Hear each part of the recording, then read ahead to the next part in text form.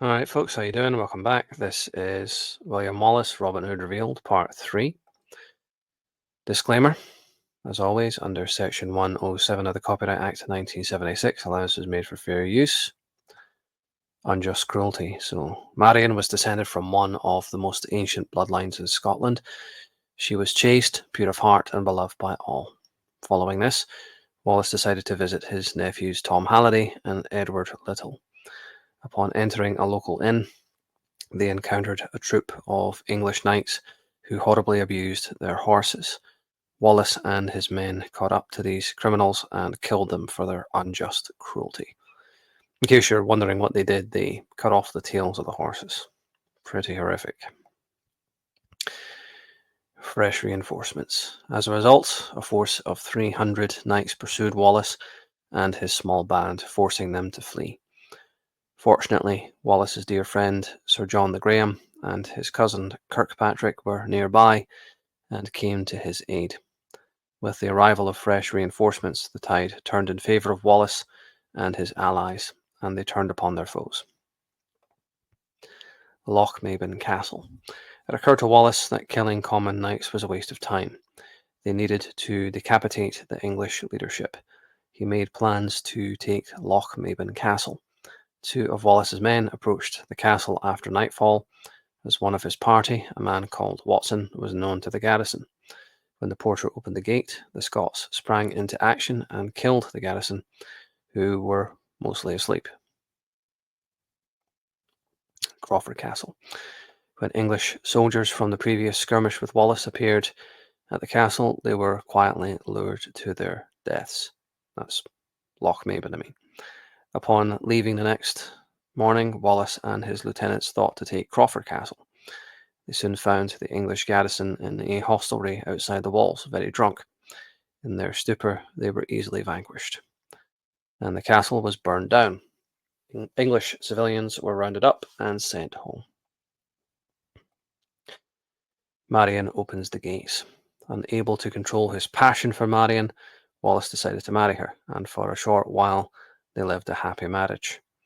News of this reached Sheriff Heselrigg. Wallace and his men were confronted at the kirk in Lanark, being forced to flee as their enemies outnumbered them. Marian opened the town gates. Wallace did not find out that his wife had saved him until afterwards. Burned alive. News soon reached him that Marian had been murdered. Wallace and his men waited until nightfall before returning to Lanark. The English left no watch and were unprepared. Wallace beelined for the house of Heselrigg, breaking down the door and crushing his skull in before throwing him down the stairs.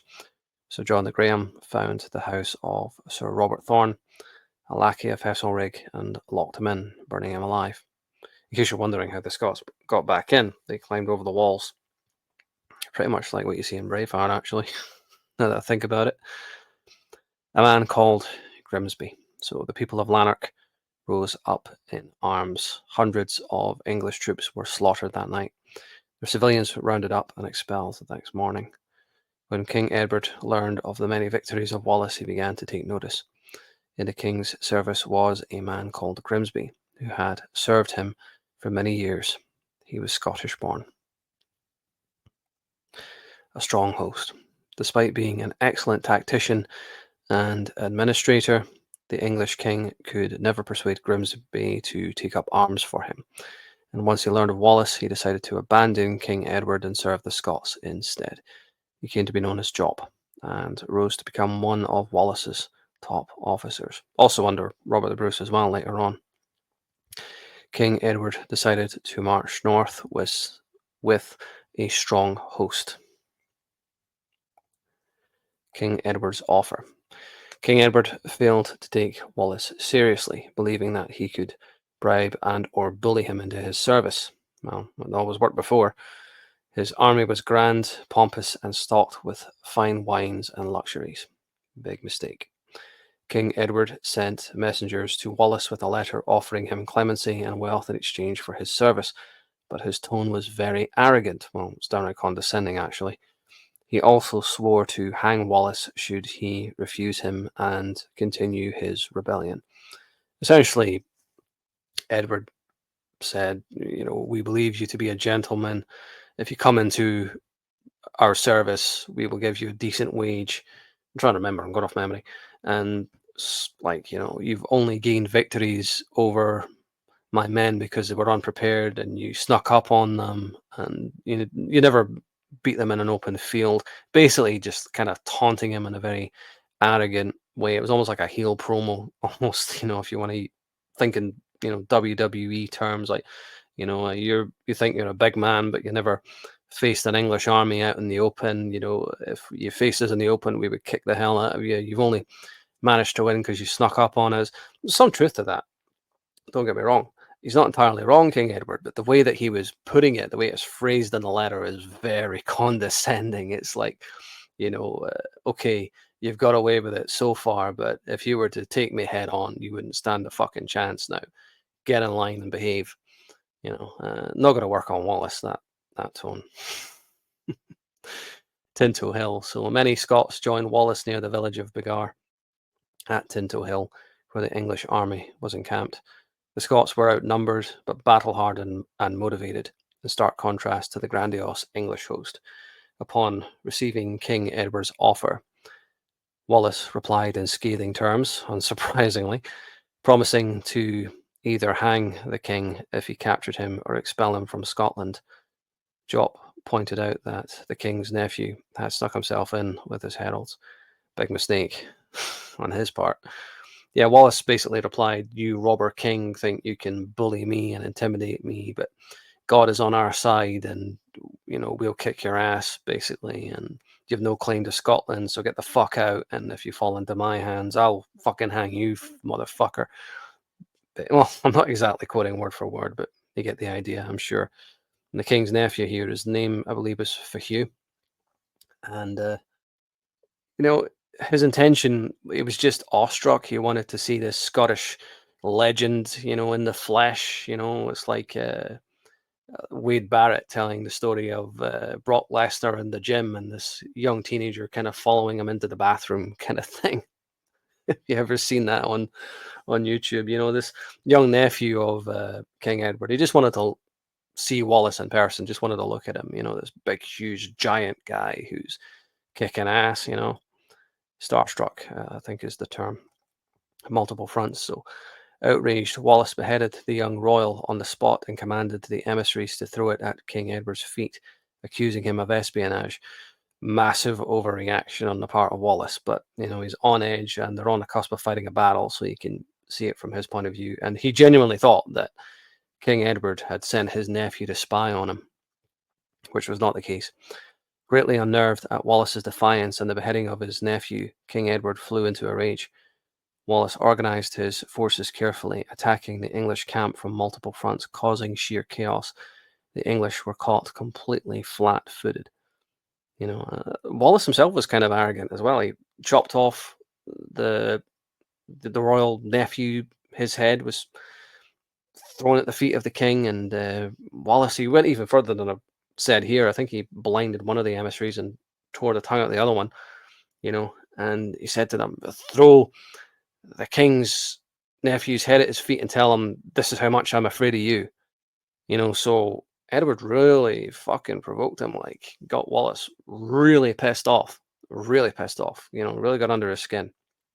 It's quite interesting when you read it in the book. Obviously I'm not going into all the details in these presentations, but when you read it in the book, it's like, wow, you know, these two really, you know, the Battle of Begar.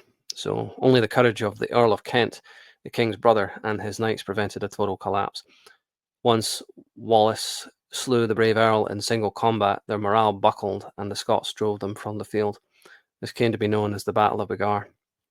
The English army was forced to retreat across the Solway Firth. Shaken by this crushing defeat, the English sued for peace and agreed to send a delegation to meet with Wallace at the Kirk of Rutherglen. And this is considered an apocryphal battle that probably didn't happen. Well, it did happen, because without the Battle of Begar, the entire tapestry falls apart after this point.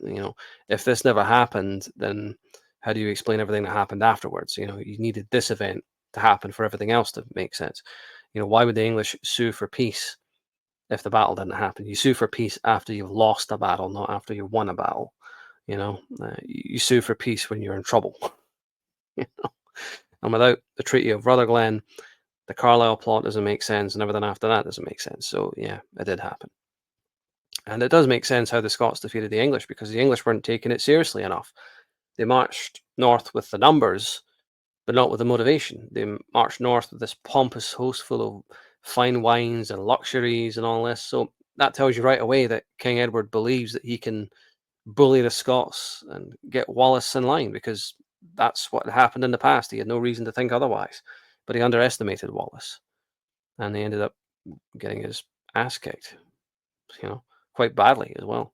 He lost his nephew, he lost his brother, the Earl of Kent. I think he lost one of his sons. So this next part, bear all this in mind. The Treaty of Rutherglen, the Carlisle plot. So both sides agreed that there would be no fighting for 1 year. King Edward sent his Lord Chancellor. Well, he wasn't going to go himself for obvious reasons. And I don't think this was cowardice on the part of King Edward. This was common sense. Wallace beheaded his nephew and killed his brother and killed at least one of his sons. I think like 2 or 3 of his children died in this battle, but it was a severe defeat. Lord Valence was also present, and we'll get to him in the next slide. The next presentation. Well, yeah, also the next slide, but anyway. So Wallace dictated terms and was openly hostile. Yeah, he was very hostile. Very, very hostile. But I'll finish this slide and then I'll go into that. This came to be known as the Treaty of Rutherglen. Like I say, without this treaty, nothing else makes sense. It would not be long before King Edward began scheming to get his revenge on the defiant Scots. He called an assembly at Carlisle with the aim of plotting to decapitate the Scottish leadership. Now, when I say that Wallace was openly hostile, that's an understatement. He was straight up aggressive, like he was giving the Lord Chancellor the death stare the whole time. He refused to shake his hand. And he said to the English delegation, "I've come here under terms of truce. If I had not given my word that you will not be harmed, I would basically kill you on the spot. So sign the damn treaty and get the fuck out." That was his attitude. Wallace was many things. He wasn't a diplomat. Basically saying, "I'll agree to peace for 1 year, but get the fuck out of my sight. And if I ever see you again, I'll fucking kill you." So they were getting warned, get the fuck out. I'll agree to this. And what was it he also said? "I'll agree to it until I'm advised otherwise." So even though he's agreeing to this treaty for 1 year, he's still letting them know, uh, don't fuck around. What's the old saying? Fuck around and find out. Play stupid games, you win stupid prizes. So yeah, it's starting to get interesting. you know. And like I say, I get really, I guess the term is triggered or wound up or pissed off when I'm told that the Battle of Biggar never happened. Well, then why the fuck did they make the Treaty of Rutherglen then? You make peace treaties when you're on the back foot, when you're losing. And remember that the English have other problems. They've got troops in Wales, they've got troops in France, they're fighting multiple different wars, during the reign of King Edward. Maybe not specifically at this time, but they have soldiers garrisoned in multiple places. And Wallace has proven a threat, so they need to buy time to regroup. This was a severe defeat at Biggar. It was deeply embarrassing, but not just embarrassing, but they realized, oh my god, this guy is the fucking real deal. He could actually pose a significant threat. So they wanted to stall and buy time. And Longshanks here, he has to buy time to gather his lords and come up with a plan to decapitate the Scottish leadership. Well, remember, he lost several of his family members at Biggar, so he was devastated by that. Not only did he lose face and lose prestige and lose political clout, he lost a lot of men. He was embarrassed in front of his lords and his nobles and his own family. He lost 2 or 3 family members in that battle. It's worth remembering this. Wallace has proven to be a significant threat, and he won't come on side, and he won't be bullied or bribed into submission. So bear all this in mind as we go forward, and hope you got a lot out of this, and thank you for watching. See you in part 4.